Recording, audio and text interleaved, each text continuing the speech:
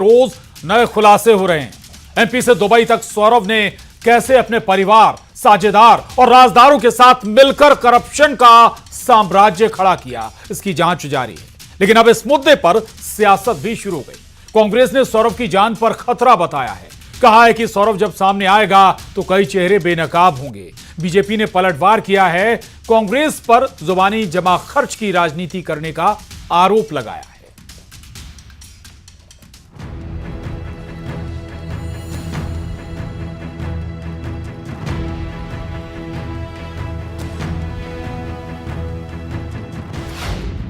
काली कमाई, सियासत हाई।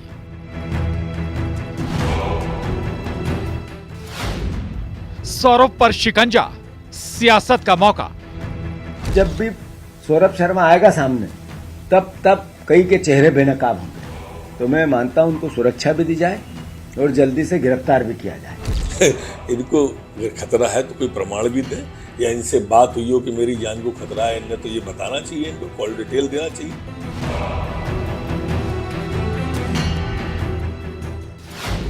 जान को खतरा या सियासी पैंतरा।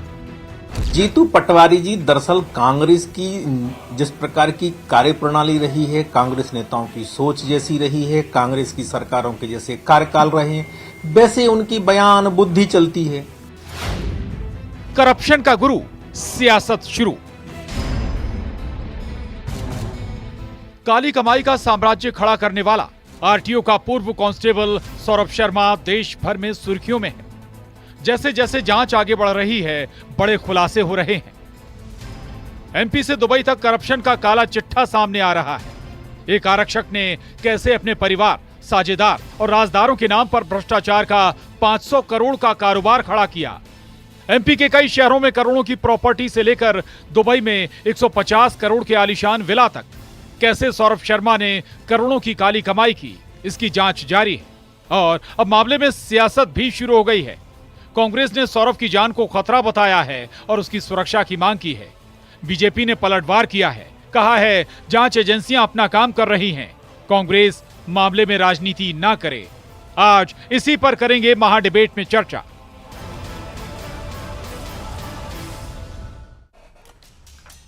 और सौरभ को लेकर कांग्रेस की चिंता की वजह क्या है? क्या यह सौरभ के नाम पर सियासत चमकाने की कोशिश है? आज इसी मुद्दे पर महाडिबेट में चर्चा, लेकिन पहले सवालों पर डाल लेते हैं नजर।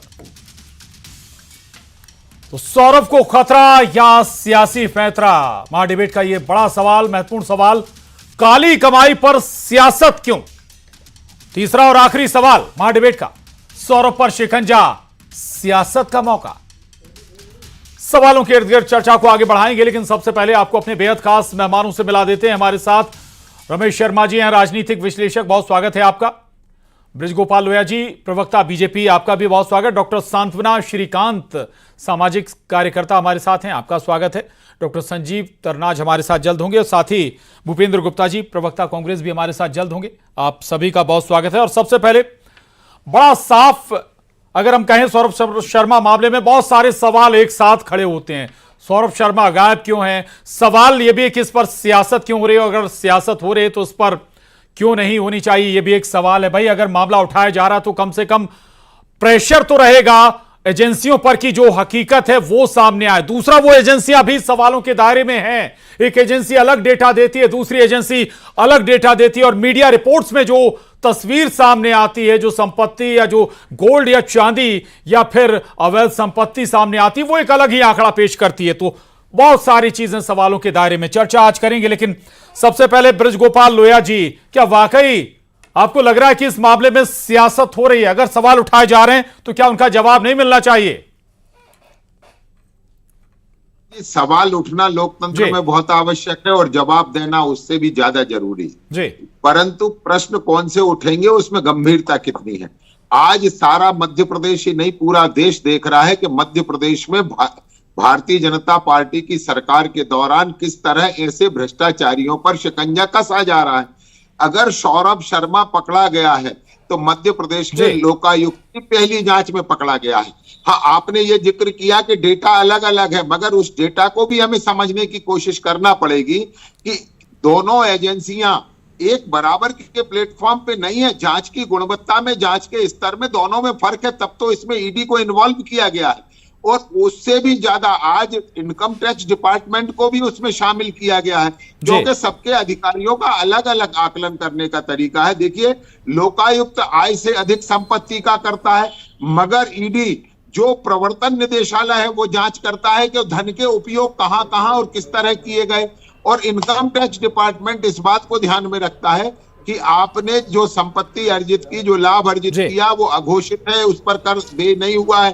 तो इस तरह सारी एजेंसियां मिलकर काम कर रही हैं, और एक गुणवत्ता मध्य प्रदेश की सरकार की पुनः सिद्ध हुई है कि हम भ्रष्टाचार के मामले में जीरो टॉलरेंस। ठीक है, एजेंसियां अलग अलग हो सकती हैं, लेकिन आंकड़ा 555 लाख या 500 करोड़ या 15 करोड़, इतना बड़ा डिफरेंस नहीं हो सकता। लौटूंगा मैं आपके पास। भूपेंद्र गुप्ता जी हमारे साथ हैं। भूपेंद्र जी, जमा खर्च कर रहे हैं आप, ये आरोप बीजेपी लगा रही है। दूसरा, नरोत्तम मिश्रा जी तो ये भी कह रहे हैं कि अगर आपको किसी पर शक है, किससे खतरा है सौरभ शर्मा को, तो नाम सामने लेकर आइए ना, बताइए किससे खतरा है। नहीं, ये तो नाम में वो एजेंसी को बताएंगी। उन्होंने तो ये जाहिर किया है कि उनके बेटे की जान को खतरा है, तो ये एजेंसियों को जो है सुरक्षा प्रदान करनी चाहिए, ये तो एजेंसियों का काम है।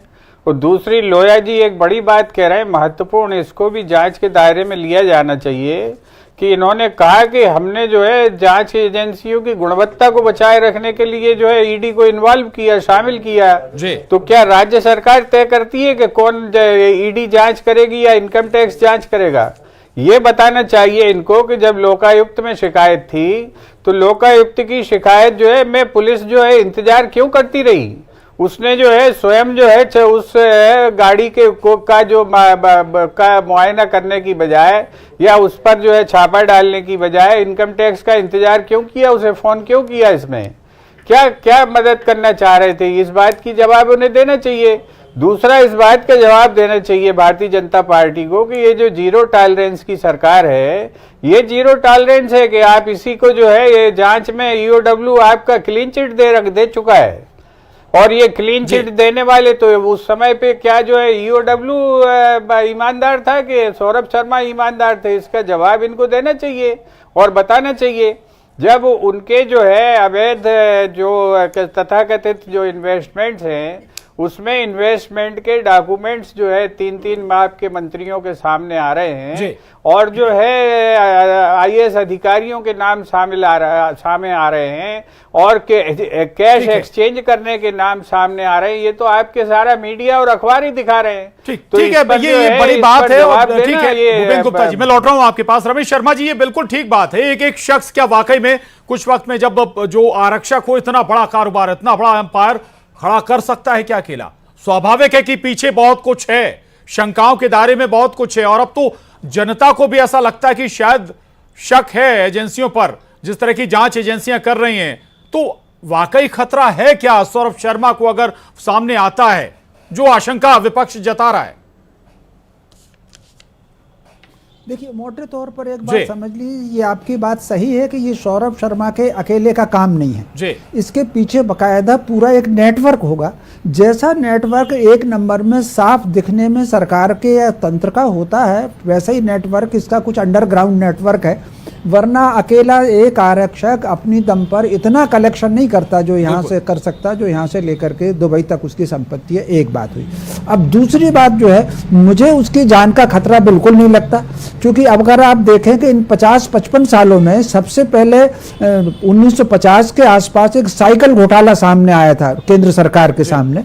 तब से लेकर आज तक जितने घोटालेबाज पकड़े गए हैं, उसमें 1-2 लोग ही हैं जिनकी संदिग्ध परिस्थिति में मौत हुई है। एक तो वो नागरवाला था और एक वो हरियाणा पंजाब का कोई था। बाकी सारे के सारे लोग पकड़े गए हैं और उन पर कार्रवाई हुई है और उन पर जेल हुई है। एक बात हुई। दूसरा, व्यापम घोटाले से जुड़े बहुत सारे अब लोकायुक्त को जी ठीक है, रमेश तो अच्छा, लोकायुक्त को चूंकि सूची मिल चुकी है, तो अब इस बात की संभावना बिल्कुल नहीं है कि अगर वो कहीं कुछ उसको दुर्घटना हो गई या कुछ घटना घट गई तो लोगों के नाम सामने नहीं आएंगे। वो सूची मिल चुकी है और उस सूची के कई नामों की चर्चा भी हम सामने आ चुकी है। तो कुल मिलाकर के ये चीज सामने आ गई। ऊपर जिस तरीके से अभी एजेंसियां काम कर रही हैं, मैं समझता हूँ एजेंसियां ठीक काम कर रही हैं और हमको एजेंसियों को सपोर्ट करना चाहिए, और ताकि न केवल ये सौरभ शर्मा बल्कि उसका पूरा का पूरा नेटवर्क कौन कौन है वो सारे के सारे लोग सामने आ सकें। मैं समझता हूं उसका एक कारण और भी है, सरकार कोई भी रही हो, कांग्रेस की रही हो या भाजपा की रही हो, ये जो तंत्र है बदलता कौन है? मुश्किल से मध्य प्रदेश में अगर देखें तो 30-32 मंत्री बदलते हैं, बाकी पूरा सिस्टम चपरासी से लेकर के चीफ सेक्रेटरी तक, पटवारी से लेकर के सारे लोग वही के वही रहते हैं, बस बहुत से बहुत उनको ट्रांसफर होता है। तो ऐसी स्थिति में ये अंग्रेज ऐसा षड्यंत्र करके चले गए। हर सरकार कि आखिर इस नेक्सस के पीछे सौरभ शर्मा के साथ हैं कौन कौन? सफेद पोश के लोग हैं, सियासत से जुड़े लोग हैं, या फिर कौन हैं? डॉक्टर सांत्वना श्रीकांत जी, सवाल न केवल ये कि सौरभ शर्मा के साथ साथ कौन कौन है, दूसरा ये कि वो एजेंसियां भी अब दायरे में सवालों के जो अलग अलग डेटा सामने रख रही हैं। क्या एजेंसियां भी पीठ पीछे गेम करती हैं, खेल करती हैं? सांत्वना जी। सबसे पहले तो मुझे लगता है कि सौरभ शर्मा पे बात की जानी चाहिए। एजेंसियां तो सेकेंडरी नंबर पे हैं। सौरभ शर्मा की जान को कोई खतरा मुझे नहीं लगता, और वो ऐसे लोगों को जो संरक्षण दे रहे हैं उन लोगों से और सौरभ शर्मा जैसे लोगों से समाज को खतरा है। और जिस तरीके से देखिए, यहाँ सबसे बड़ा क्वेश्चन करप्शन का है, किसी एक व्यक्ति या राजनीतिक दल का क्वेश्चन नहीं है। जिस तरीके से करप्शन अभी भी, जब हम बात करते हैं कि इतने ट्रांसपेरेंट हो गए हैं, टेक्नोलॉजिकल हर जगह टेक्नोलॉजी एनग्रेव्ड है, फिर भी क्यों इस लेवल पे करप्शन हो रहा है? ये बहुत बड़ा क्वेश्चन है। इस करप्शन को कैसे दूर किया जाए कि हम एज अ सोसाइटी डेवलप हो। आप देखिए कि एक आरक्षक जैसे पद पर जो व्यक्ति है उसके पास इतनी संपत्ति मिल रही है, और दूसरी तरफ गरीबी रेखा में इतने सारे लोग पड़े हैं, वो बेचारे खाने के लिए मोहताज हैं। तो यहाँ पे क्यों बहस नहीं हो रही है?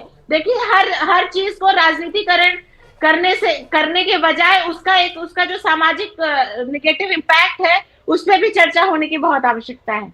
कि इस पर राजनीति से ज्यादा इस दूसरे पहलू पर चर्चा होनी चाहिए। डॉक्टर संजीव तरनाथ जी हमारे साथ जुड़ गए हैं इस चर्चा में। स्वागत है आपका संजीव जी। सवाल बहुत सारे हैं कि भाई एक जो सौरभ शर्मा नाम का एक चेहरा है, अभी उस चेहरे के पीछे संभव है कि बहुत सारे चेहरे हों। विपक्ष इस बात को उठा भी रहा है, जान को खतरा भी बता रहा है। क्या लगता है आपको? देखिए, जिस तरीके से विपक्ष जो महत्वपूर्ण मुद्दे उठा रहा है कि जो सौरभ शर्मा नाम का जो व्यक्ति है जिसके पास से अकूट संपत्ति बरामद हुई है, और ये वो चाहता है कि इसकी निष्पक्ष जांच हो, उससे पूछा जाए कि इसके पीछे किन लोगों का हाथ है। क्योंकि देखिए, एक छोटा सा मुलाजिम, सरकारी मुलाजिम, जिसके पास से करोड़ों की संपत्ति बरामद होती है, तो इसका मतलब ये है कि उसके ऊपर भी कई सारे लोग हैं जो उसको बढ़ावा दे रहे थे। अगर वो ऐसी चीजें कर रहा था तो जाहिर सी बात है उसके खिलाफ पहले भी कई शिकायतें आई होंगी, उन शिकायतों को भी नजरअंदाज किया गया होगा। तो विपक्ष अगर चाहता है कि निष्पक्ष तरीके से जांच हो, उसको सुरक्षा प्रदान कराई जाए ताकि इस ठीक बात पूरे के पूरे क्रियाकलाप को आखिरी अंजाम तक पहुंचाया जा सके, तो इसमें मेरे हिसाब से ये कोई राजनीतिक मुद्दा नहीं है। इस पे जांच होनी चाहिए और भारतीय जनता पार्टी को पूरे तरीके से सहयोग करना चाहिए और एक निष्पक्ष जांच करानी चाहिए। बिल्कुल ठीक है, निष्पक्ष जांच कराई जानी चाहिए। ब्रजगोपाल लोहिया जी, बहुत सारे एक दो सवाल और भी हैं कि भाई ये सौरभ शर्मा आज एक दिन, 2 दिन या 1 साल 2 साल में तो इतना बड़ा उसने अंपायर खड़ा नहीं कर लिया। कई सालों से ये स्वाभाविक है कि प्रोसेस चल रही होगी, सपोर्ट उसे पॉलिटिकल मिल रहा होगा, एडमिनिस्ट्रेटिव सपोर्ट उसे मिल रहा होगा। क्या नजरअंदाज किया गया या फिर आपकी एजेंसियां फेल हो गई, नजर ही नहीं गई?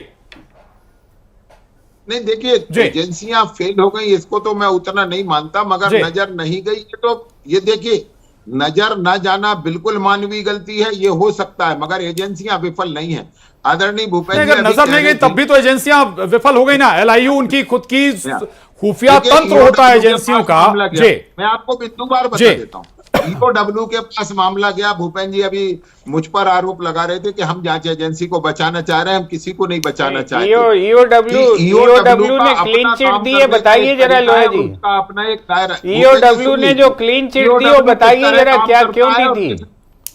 जी, बताइए वो किस बताइए तरह जरा करता इसका है जवाब और दीजिए। ED किस आपकी तरह बड़ी करता है। बड़ी ईमानदार आपकी एजेंसियां हैं। सुन तो लिया भूपेंद्र जी, सुन तो ले। मुझे तो आज बड़ी खुशी हो रही है कि जिस ईडी को आप लोग पिछले 5 हाँ, वर्षों नहीं, से गरिया रहे हैं, आपको आज उसकी तारीफ आपको कर तो रहे हैं। होना ही मुझे चाहिए। तो बहुत प्रसन्नता है इस नहीं, बात की आपको होना ही कि आज चाहिए, कम से दुख कम भी होना कांग्रेस के चाहिए और हमारे शर्म भी आनी की चाहिए। तारीफ कर रहे हैं। नहीं तो ये ईडी जब गांधी खानदान से पे मामला दर्ज करती है तो को ये बुरी लगती है। बड़ा अच्छा है कि नहीं, आज लोया अच्छी लग जी रही से है। पूछ मैं के करेगी निवेदन ना। करना चाहता हूं, लोया जी से कभी भी पूछ के मनी तो कर ट्रेल को- सकती है। अरे अरे भूपेंद्र जी, मैं आपसे कह दे रहा हूं, यदि मान लीजिए हो सकता है कई बार दूसरे आपसे की मैं जानकारी कह रहा हूं, में आप ये गांधी में मत घुसिए, जरा अपनी सरकार की पोल बताइए। आप होती है आपकी सरकार क्या कर रही है बताइए। इसमें गांधी जी कहाँ से आ गए? तो मनी ट्रेल की जांच कर शर्म नहीं आती और आपको जब इस तरह की बात करते हुए? सौरभ शर्मा का मामला राज्य के बाहर भी है और देश के बाहर भी है, तब ईडी इसमें इन्वॉल्व हुई और ईडी के इन्वॉल्व होने से मनी ट्रेल का मामला सामने आता है। मनी ट्रेल की जांच जी। नहीं कर पाती है, ना डब्ल्यू कर पाता है, ना लोकायुक्त कर पाता है। ठीक है और इस भूपेंद्र जी। सत्य को तो जी भूपेंद्र समझिए कि जी, ये आपने बात रखी है। दूसरा ये भी कि ईडी भाई राज्य सरकार के हिसाब से काम थोड़ी करेगी।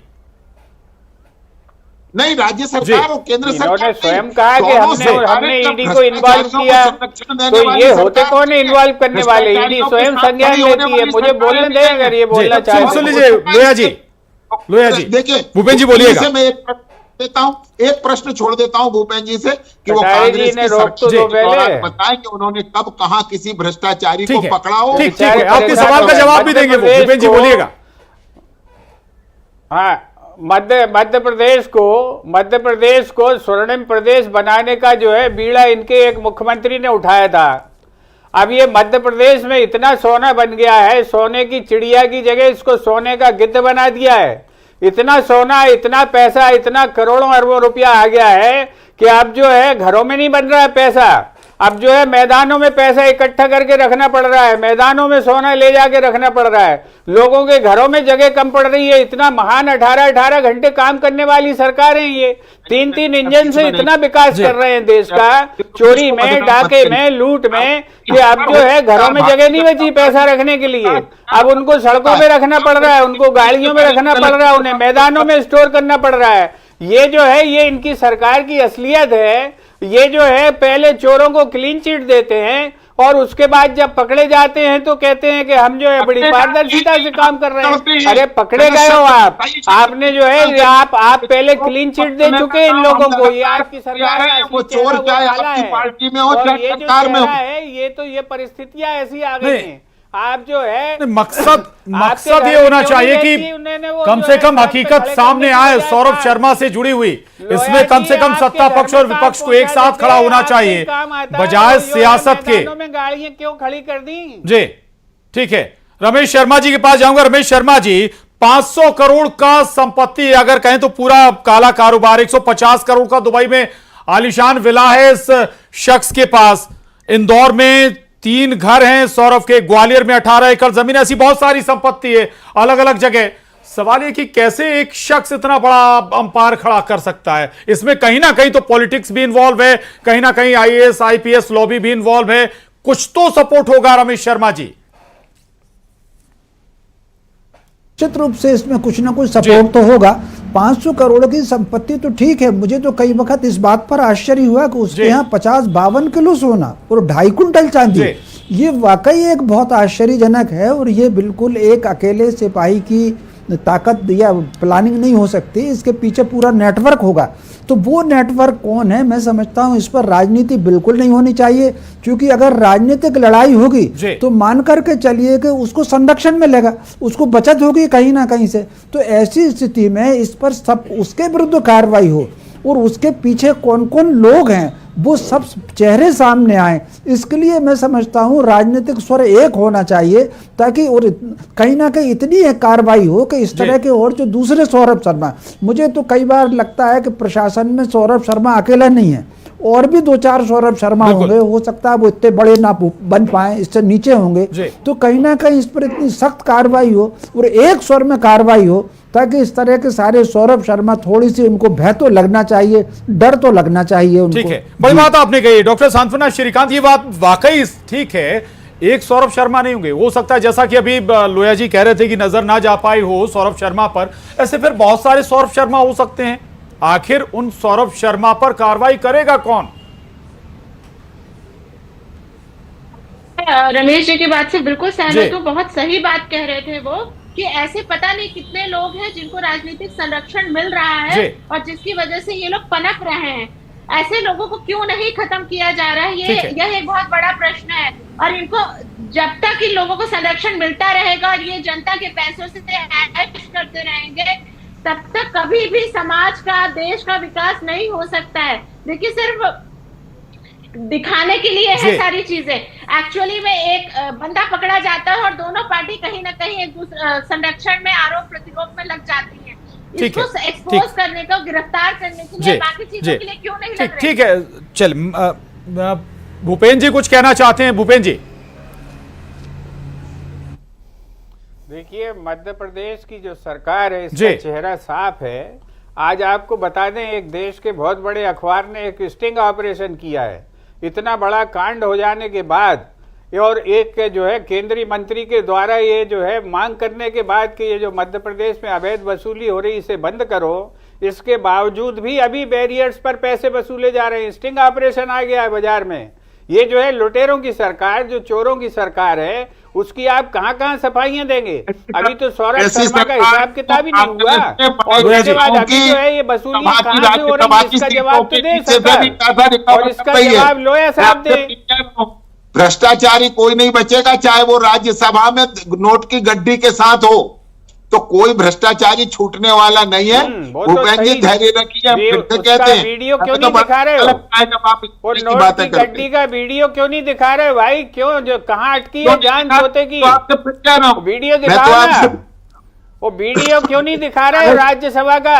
डर क्यों लग रहा है? राज्यसभा के किसने रखा था वो नोट की गड्डी? दिखाओ ना उसका वीडियो। उसका वीडियो दिखाने में डर क्यों लग रहा है तुम्हारी सरकार को भाई? ये आपकी तरह दिखाने में डर क्यों रहे हो? तो दिखाओ वीडियो, किसने रखी वो नोट की गड्डी, पता चल जाएगी। ये जो तुम्हारे ये जो ठटकरा में सब जानती है जनता। तुम्हारे ये जो गंदगी है सारी जनता जान चुकी है। ठीक है, उसका वीडियो दिखाओ, वीडियो नोट की गड्डी का। लेकिन एक बड़ा सवाल, माफी चाहूंगा वक्त कम है। संजीव तरनाथ जी से आखिरी सवाल है। संजीव तरनाथ जी, कम से कम एजेंसियों पर भरोसा कायम होना चाहिए, जो वो करें, नतीजा दें, जांच करें, कम से कम जनता को लगे कि वाकई ठीक हुआ। यहां तो बहुत अलग नजर आ रहा है। देखिए प्रशांत जी, जो पैसा उन्होंने गमन किया, जो एक कांस्टेबल के पास से 50-100 करोड़ की संपत्ति बरामद हुई, वो जनता का पैसा है, मध्य प्रदेश के लोगों का पैसा है, जो उसने लूट करके अपनी तिजोरियां भरने का काम किया। अभी ये आंकड़ा 50 करोड़ 100 करोड़ हो सकता है, ये आंकड़ा अगर जांच होगी तो हो सकता है ये 500 करोड़ 600 करोड़ 1000 करोड़ तक भी निकले। और इसके पीछे कौन लोग हैं, निष्पक्ष तरीके से जांच होनी चाहिए, साफ होना चाहिए, सामने आना चाहिए। और जिम्मेदारी अब सिस्टम की भी बनती है, सरकार की भी बनती है कि सही दिशा में जांच आगे बढ़े। जो राज्य सरकार के अंतर्गत एजेंसियां, उन्हें फ्री हैंड दिया जाए। जो सेंट्रल के अंदर एजेंसियां काम कर रही हैं, उनके पास भी फ्री हैंड होना चाहिए जांच का, ताकि हकीकत सामने आए। आप सभी खास मेहमानों का इस चर्चा में शामिल होने के लिए बहुत धन्यवाद, शुक्रिया। और महाडिबेट में बस इतना ही। धन्यवाद।